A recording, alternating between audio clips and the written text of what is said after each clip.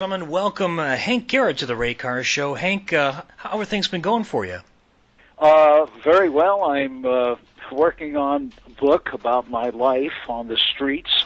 Your life on the streets. Explain that. Okay. As I lived in Harlem, and my mother and father were very, very poor people. They were peddlers, they fruit and vegetable peddlers, and so I was on my own. And I wound up living on the streets. And the man who got me off the street and out of trouble was Sammy Davis Jr. Really? And how did he discover you? My mom had a customer, steady customer, and he was the mayor of Harlem. And she kept crying to him that I was always in trouble. And so he spoke to me one evening.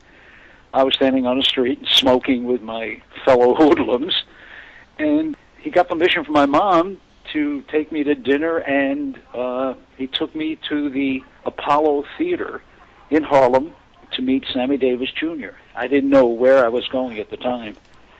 And he took me to Sammy Davis's dressing room, and Sam said to me, Mr. Bryan said, you're either going to go to prison or you're going to die. And I just stared at him. And they got me a job as a band boy with an all-African-American band. And I started working there and started working up in the Catskill Mountains as a comedian. And 20-some-odd years later, I was appearing at the Sands. I was opening for Tony Bennett. And in the audience was Frank Sinatra, Dean Martin, and Sammy Davis Jr. And Sam came up to me after the show and said, where do I know you from? You look so familiar. And I reminded him, I was the kid that you said was going to go to prison or die. We both cried. And then it was uphill from there. Wow.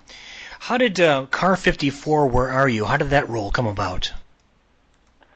A friend of mine, a fellow comedian by the name of Mickey Deems, his wife was Nat Hiken's secretary. Nat Hiken created the Bilko Show and the Martha Ray Show, and he was working on this show, Car 54, Where Are You? And I was a cop. Of I was all on things. the police force for about a minute and a half, exactly. I went in to meet the genius, this god of television, Nat Hiken. I sat down, he looked at me and said, you're Ed Nicholson. And I said, no, I'm Hank Garrett. He said, just the kind of idiot I'm looking for.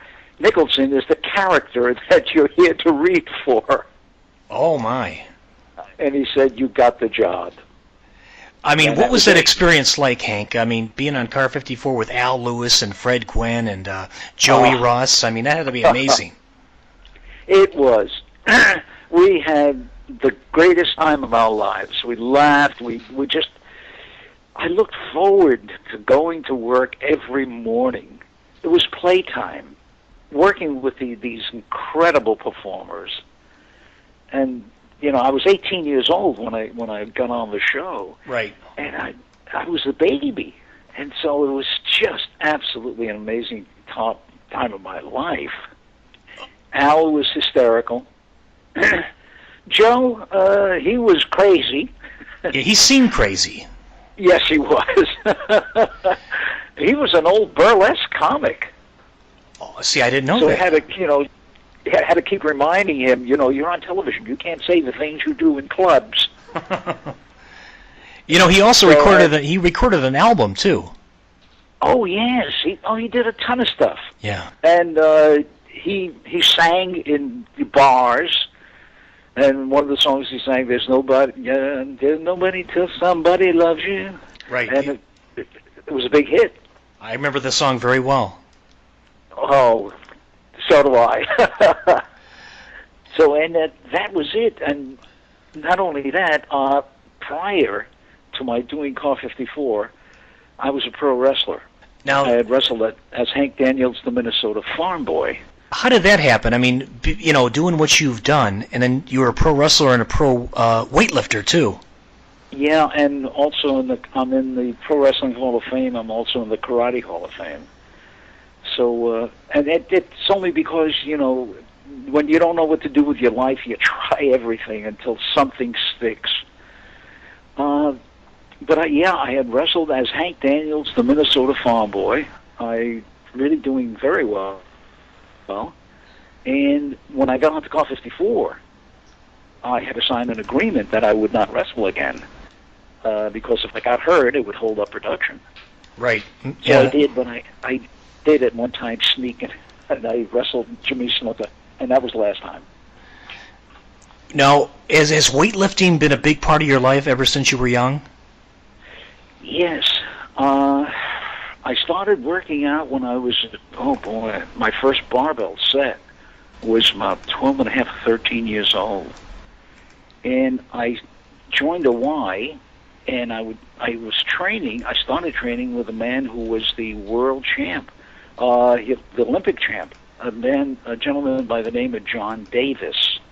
Yes. I wasn't good enough to compete in the Olympic styles, so I switched to powerlifting, and I wound up breaking the New York State powerlifting record for my group.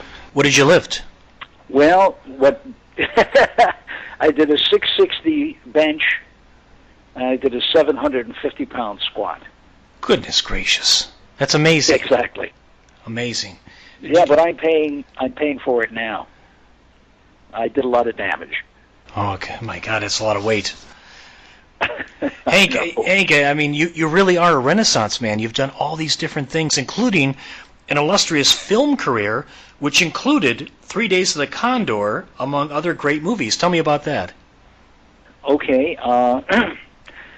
My agent sent me up. They were looking for somebody who is a martial artist. And I went to the audition, and when I walked in, Sidney Pollack, the director, was sitting there, and he just said, I know you as an actor. Are you a martial artist? And I said, yeah, I'm a black belt. I said, what do I have to do? And he said, well, there's a fight scene with Robert Redford, and you've got to do a couple of flying kicks and side kick and blah, blah, blah. I said, would you like me to demonstrate? He said, no, you've got the part. I went, what? He said, yes. He said, you go to wardrobe, you're going to be disguised as a mailman, but you're really a CIA assassin. My. Okay. It sounds fun. Oh, it was. It was great fun. And thanks to Robert Redford, he saved my eyesight, because in the fight scene, he throws hot coffee in my face. And he came out of his dressing room. There was a tight close-up on me getting the coffee in my face when he just walked in and said, what's going on? And they said, well, this is where you tossed the coffee, but it wasn't going to be him. It was going to be somebody else doing it, because all you'd see is my face. And he looked at coffee, and he saw the smoke coming out of the coffee pot. He said, whoa, whoa, you're not going to throw hot coffee. He said, no, it's not hot. It's got this chemical and acid. He said, acid? He said, well, it's diluted with mineral oil. My. And, yes, the guy handling special effects, so he stuck his finger in it and said, see, it doesn't burn, Bob. He said, well, what would happen if you got it in your eyes? So he went over to Sidney Pollack and said, Sidney, can I throw the coffee? And then he pulled me in the corner and said, Hank, I'm going to hit you waist high. And just throw your hands up in front of your face as though I hit you there. And it worked beautifully. Was that your favorite film? My eyesight. Yeah, I'm sorry? Was that your favorite film role? I wound up winning the New York Film Critics Award because of it. It was considered the best fight scene in film. I have to agree with that. I think I've seen a lot of fight scenes, but Hank, you pulled off a miracle there. That was quite an event. Thank you so much. Thank you.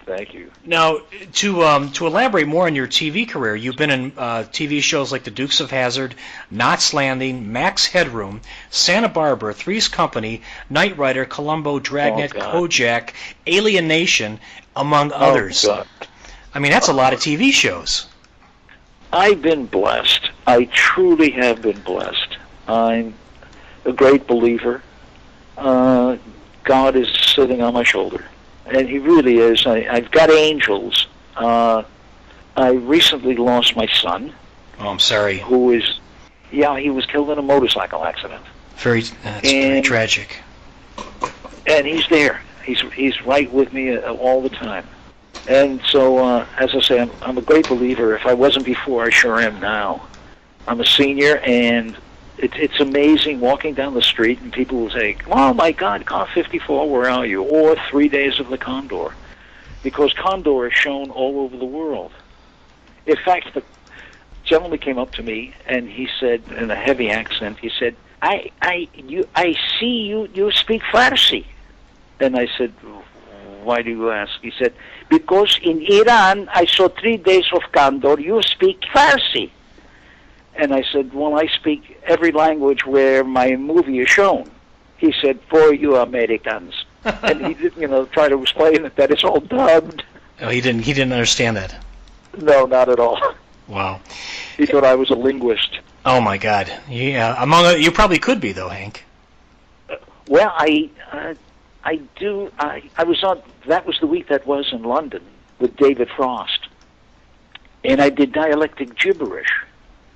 Each week I was a different character, and I would speak in that dialect, gibberish, and he would translate.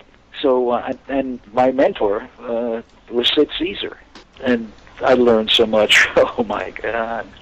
Well, Sid Caesar's one of the greatest of all time. Absolutely, absolutely. Now, I would sneak into the theater where they were rehearsing. I would climb the back stairs over the roof and down and sit way in the back on the balcony and watch them rehearse. And one afternoon, I just couldn't contain anymore. I laughed so hard. And he stopped and said, "Hey, what are you doing there? Come on down." I came down, and he said, "What are you?" I said, "I'm just a big fan, and I just wanted to watch you because I learned so much from you." He said, "Sit down and watch the show." And I watched him do all these wonderful dialects. And you're right, he was the most amazing performer ever. Yeah, I could only imagine what it would have been like to be there with you, Hank, and to witness that that had to inspire you in any role that you were in. That moment had to, you used that as like something to fall back on and say, what would Sid Caesar do in this moment, and then you would probably take it from there. That's exactly it. In fact, he and I would have a conversation later on when I would run into him. But we would have a dialectic conversation. We would go from French to Chinese to Japanese. And people thought we were really having this wonderful, in-depth conversation. Wow.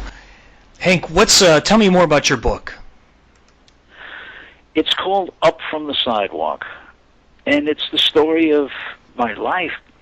I was on the streets, as I mentioned earlier, and didn't know where to go. I was a tough guy, a tough kid, always in trouble.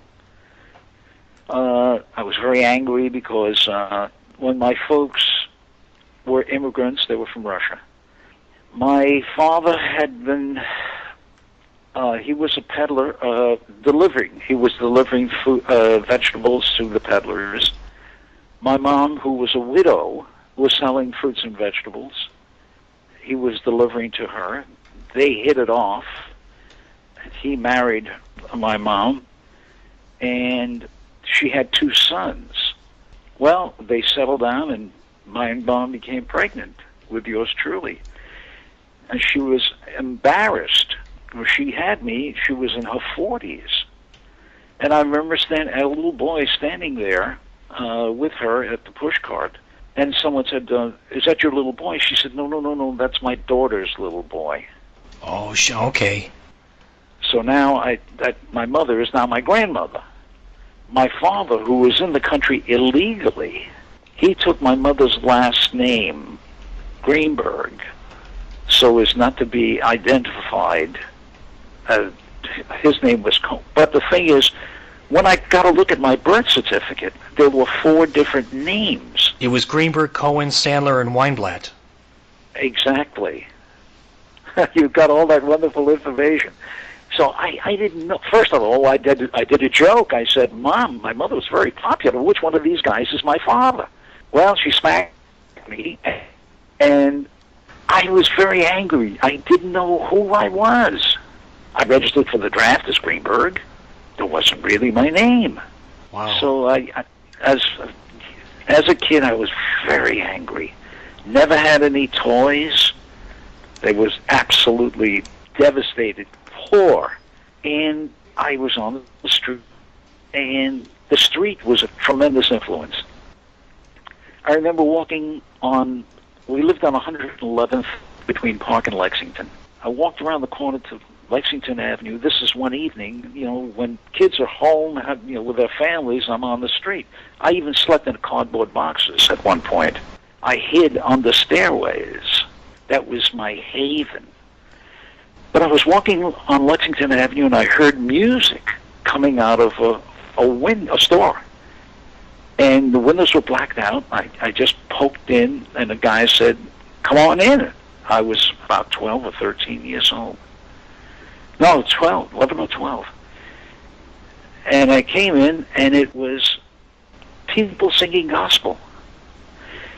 And this man said, "Are you hungry?" And I said, "Oh, man, that's my middle name." He said, "Eat." Yeah. And there was just tons of food on these huge tables. And I just kept eating, and he said, "Anytime you're hungry, you come here. I'll feed you." And he introduced himself. His name was Father Divine. Father Divine. And, yeah. And he was a minister. And every time I hear gospel music, I break into tears. Because he was like a savior to you. He sure was. And the interesting thing, I've been going to the institutions that are housing children that are waiting for trial or awaiting imprisonment. And I've been talking to them. And I went to 2 different institutions. Kids from the age of 11 to 17. And I said, I was there. My son spent most of his life in prison. He had attention deficit and hyperactivity. He was always in trouble. And I talked to these kids, not putting them down, but telling them that there are angels out there for you. You just got to know, keep your heart and your ears open. You will hear, you will see the one that's right, who's been sent to help you. Well, I got through, and these kids wrote me letters. I got 14 letters, and one of the letters that just absolutely broke me down.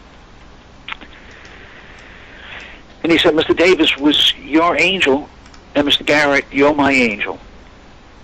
Wow, that's big. Oh, wiped me out. I treasure these letters. Oh, they're priceless. I mean, to have that. Oh, yes. Oh, yeah.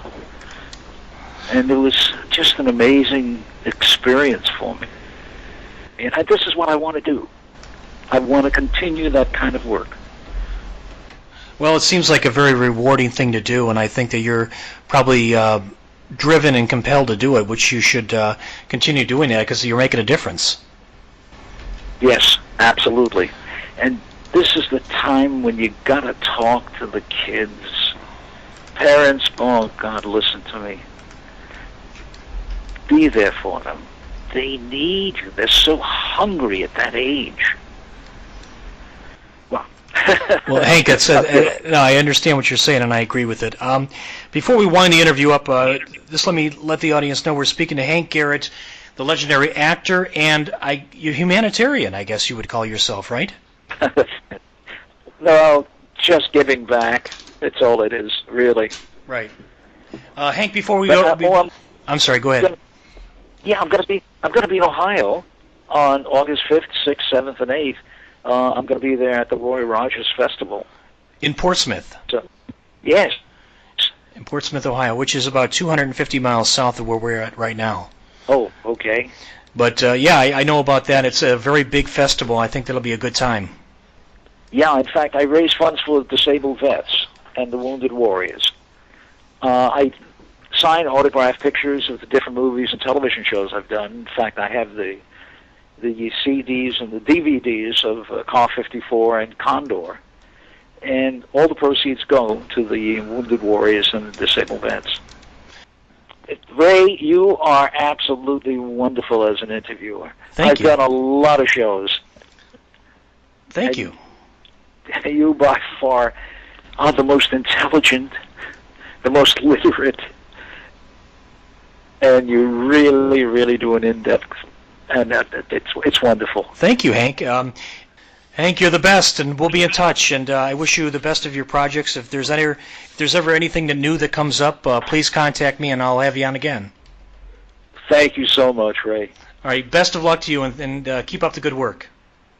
Thank you. Will do. Stay well. Okay, bye-bye. Bye-bye.